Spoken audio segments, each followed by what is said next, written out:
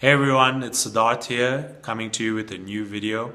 And today's topic is understanding the differences between wealth and income. So, I really wanted to speak about this specific topic because this is a topic that has been quite close to my heart. When I started understanding basically the differences between actually having wealth and earning an income, I began to understand how it has an implication in terms of how I actually start looking at things that I invest in, things that I save in.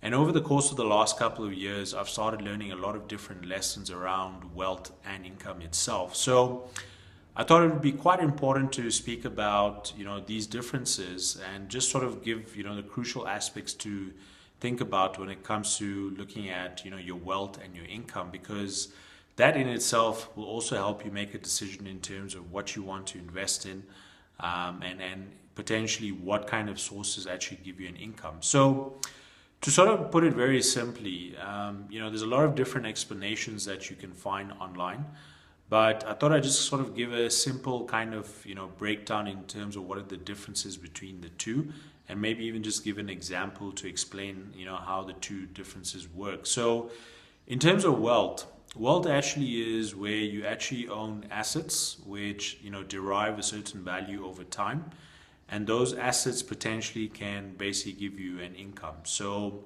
if you think of the most common kinds of assets, these can be your stocks, your bonds, those kinds of paper type of investments. Then you have properties, so you can have physical property where you own property and it pays you a rental income. And then essentially you can own something like something that is an intangible type of asset. So perhaps you have a patent on something specific, maybe you've invented something or a company has invented something, and they obviously will earn royalties from that, which is basically royalties income.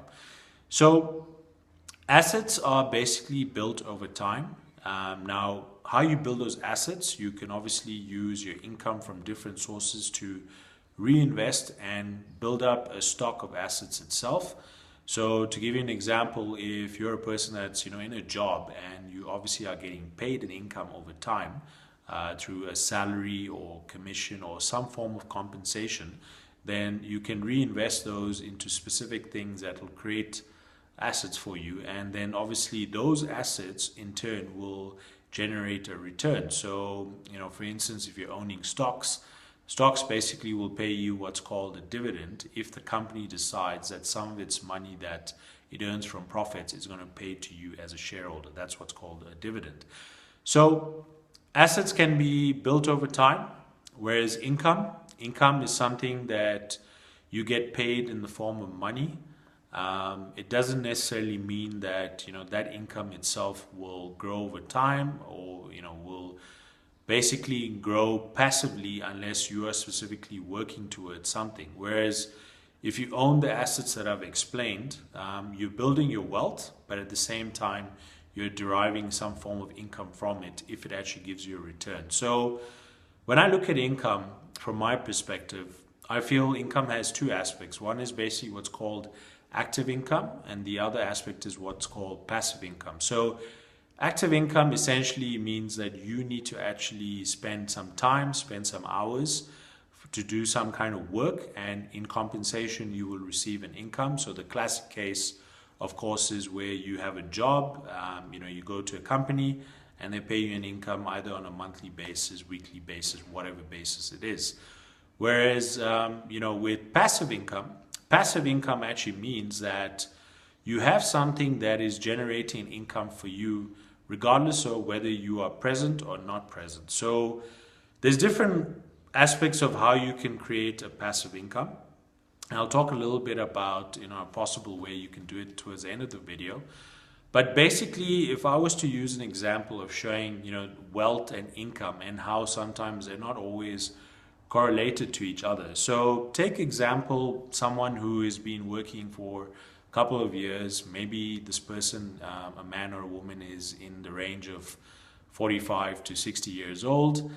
They have been earning a sort of income over time, and let's just say on average that they are earning maybe let's say $50,000 or $60,000 a year. But over the course of time, from the time they started working, they generated assets which are to the value of, let's say, $10 million. And let's suppose those $10 million on average gives them a return of, let's say, 5%.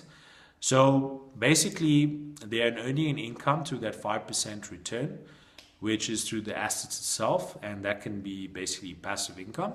But along with that passive income, they've got the active income from their job, if they are still working, where they were making, this amount that I stated per year. Whereas you could have someone who is a young graduate who's just come out of college and they've accumulated student debt. So let's suppose that they've got student debt that is around $40,000, and basically they owe those $40,000, so they have to pay back those $40,000.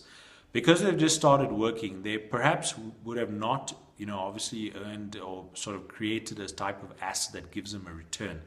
So obviously it's just a simple example, but let's suppose then that their liabilities actually are 40,000. So that means they've got a negative wealth amount of 40,000 because they don't have assets, they've got liabilities.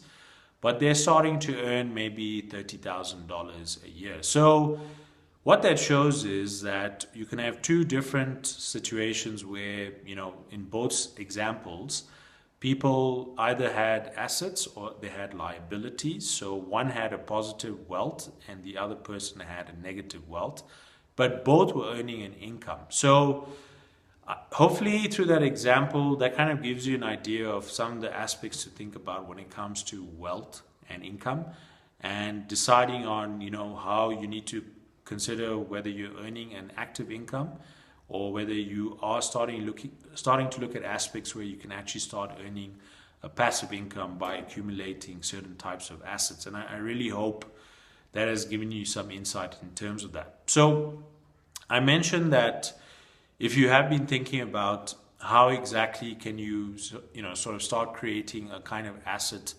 perhaps you don't have the money that's lying around to start, a major sort of, kind of investment, like you want to buy into a property, or you want to invest in a company. Perhaps you want to buy some shares in a company as a private owner and earn some dividends from that, but you don't actually have the capital for that.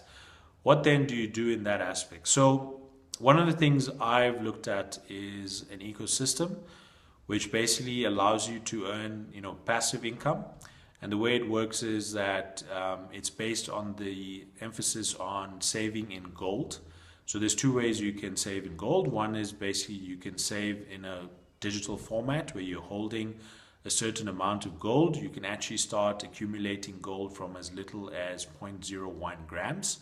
And the other way is basically by accumulating a gold-backed cryptocurrency.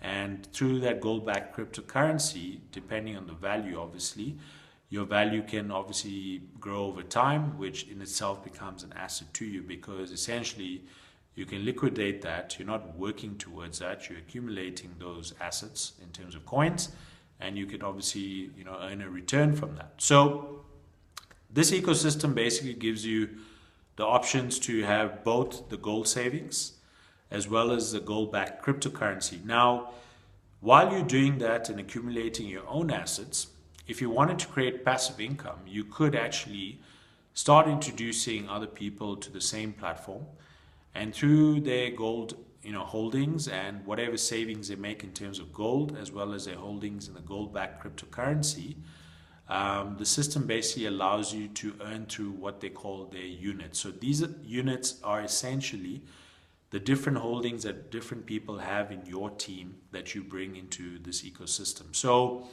if you're wondering what the ecosystem is, it's through a company called Karatbars International.